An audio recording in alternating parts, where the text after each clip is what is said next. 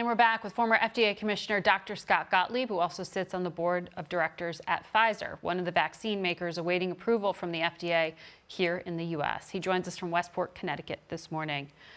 So, Dr. Gottlieb, not only are infections spiking, so are deaths. The CDC director put the number at 450,000 people dead by February. That is double where we are right now. Do you agree with that forecast?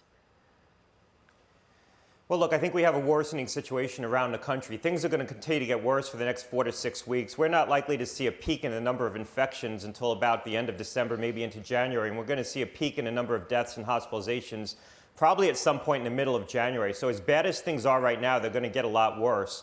I think by the end of the year, we'll be at probably about 300,000 deaths. And by the end of January, we could be pushing 400,000 deaths. We're going to see consistently probably 2,000 deaths a day. And as we get into January towards the peak, we're going to see over 3,000 deaths a day, unfortunately, and we maybe get close to 4,000 deaths a day. So this is going to get a lot worse before it starts to resolve. Right now, the statistic is that about 1.7% of diagnosed cases will succumb to the infection within 22 days. That has held pretty steady.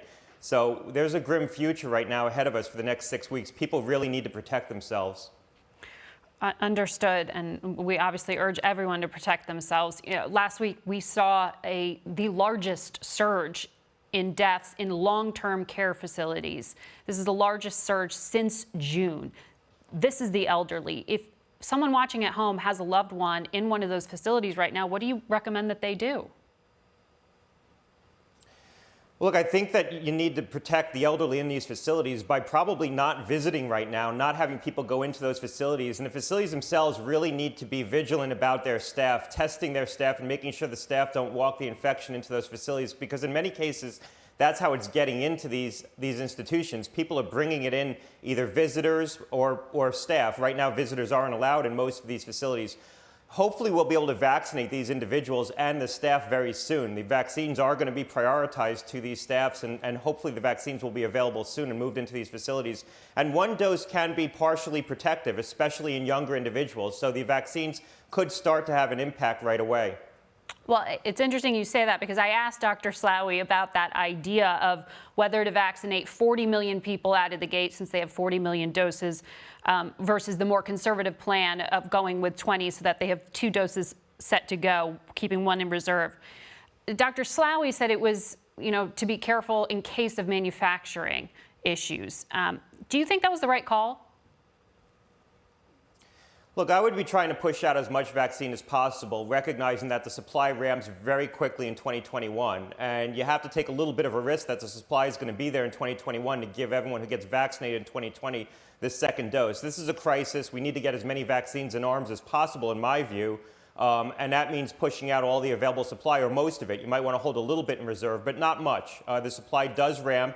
The first dose is partially protective, probably. The data does suggest that. So I think we want to spread as much vaccine as possible. If we can't get the people who get their first dose, the second dose in 2021, we're going to have bigger problems than just the fact that those people didn't get the second dose of vaccination. So we need to take a little bit of risk here.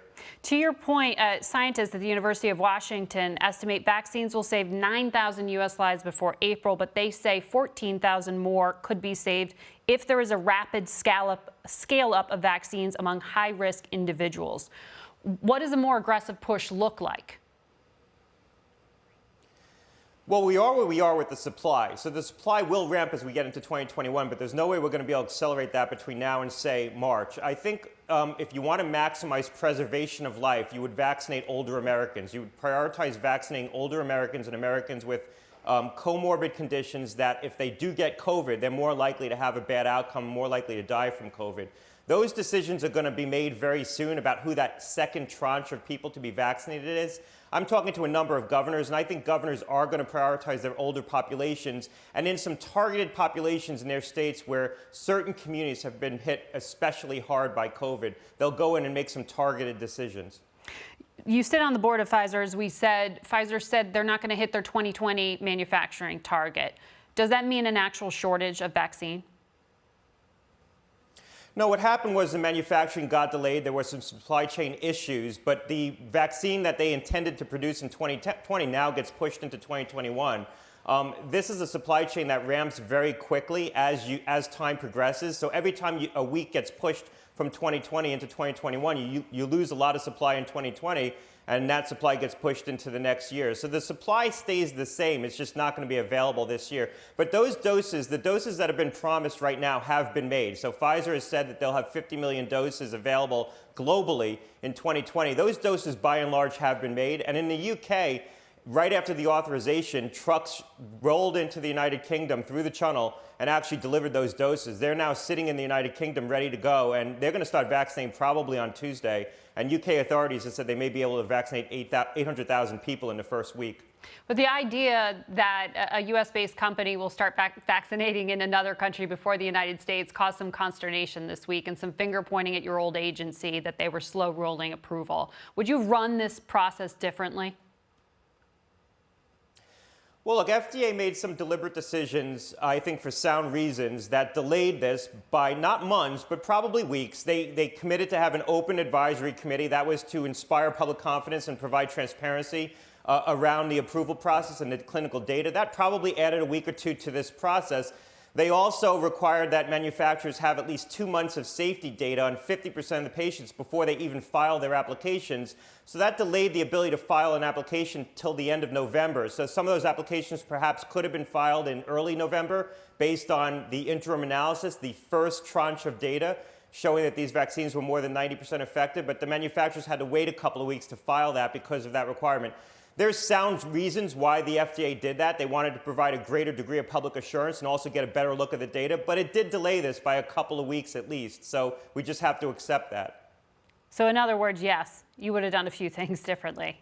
But we will be standing by for this. Dr. Gottlieb, thank you, as always, for your analysis.